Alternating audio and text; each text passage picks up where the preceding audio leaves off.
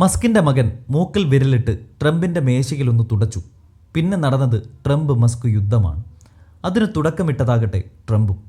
മൂക്കിലിട്ട കൈ മേശയിൽ തുടച്ച് വൃത്തികേടായി എന്ന് പറഞ്ഞ് 150 വർഷം പഴക്കമുള്ള നല്ല ഒന്നാന്തരം ജോർജിയൻ ശൈലിയിലുള്ള C&O ഡെസ്ക് വാൾനറ്റ് കൊണ്ടുള്ള ടേബിൾ തന്നെ മാറ്റി.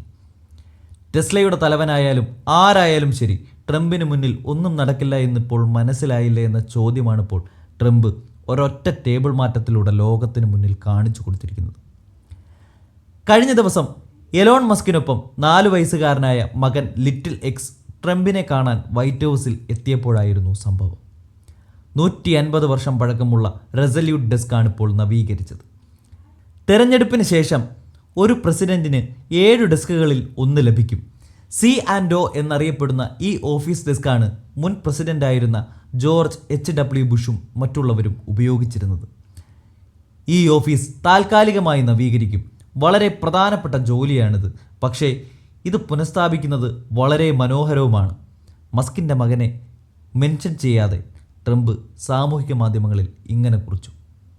എന്നാൽ ഈ മാറ്റം മസ്കിൻ്റെ സന്ദർശനത്തിന് പിന്നാലെയാണെന്ന് അന്താരാഷ്ട്ര മാധ്യമങ്ങളായ ന്യൂയോർക്ക് പോസ്റ്റ്, ന്യൂയോർക്ക് ഡെയിലി ന്യൂസും റിപ്പോർട്ട് ചെയ്തു. ജോർജിയൻ ശൈലിയിലുള്ള C&O ഡെസ്ക് വാൾനട്ട് കൊണ്ടാണ് നിർമ്മിച്ചിരിക്കുന്നത്. കൂടാതെ ഗോൾഡൻ ഹാൻഡിലുകളുമുണ്ട്. ഡെസ്കിൻ്റെ ചുരുക്കെഴുത്ത് ഒഹായോ റെയിൽവേയെ സൂചിപ്പിക്കുന്നതാണ്. കാരണം ഡെസ്ക് റെയിൽവേയുടെ ഉടമകളിൽ ഒരാൾക്ക് വേണ്ടി നിർമ്മിച്ചതാണ്. പിന്നീട് വൈറ്റ് ഹൗസിന് സംഭാവന നൽകുകയായിരുന്നു. ഓവൽ ഓഫീസിലെ ഏറ്റവും അറിയപ്പെടുന്ന ഡെസ്കാണ് റെസല്യൂട്ട് ഡെസ്ക് എന്നറിയപ്പെടുന്ന C&O ഡെസ്ക്.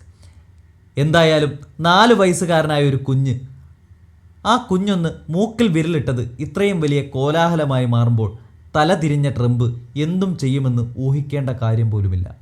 ജോ ബൈഡൻ അമേരിക്കയുടെ പ്രസിഡന്റായി അധികാരമേറ്റപ്പോൾ ലോകം ഇത്ര കണ്ട് ഭയക്കുകയോ അമർഷം പൂണ്ടിരിക്കുകയോ ചെയ്തിട്ടില്ല. ഇതിപ്പോൾ ലോകത്തിലെ എല്ലാ കണ്ണുകളും മുറ്റുനോക്കുന്നത് അമേരിക്കയിലേക്കാണ്.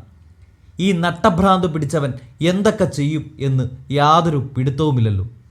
ഈ കഴിഞ്ഞ അമേരിക്കൻ തെരഞ്ഞെടുപ്പിൽ കമല ഹാരിസ് എന്ന ഇന്ത്യൻ വംശജയുമായി ട്രംപ് ഏറ്റുമുട്ടിയപ്പോൾ എലോൺ മസ്ക് ട്രംപിന് കൈകൊടുത്തതാണ്. എന്തായാലും ഇപ്പോഴതിനൊരു തീരുമാനമായി. പോകെ ഇനിയും മനുഷ്യരെ ചങ്ങലക്കിട്ടയക്കുന്ന ട്രംപ് ഏതൊക്കെ വഴികളിലൂടെ സഞ്ചരിക്കുമെന്ന് നമുക്ക് കാത്തിരുന്ന് കാണാം.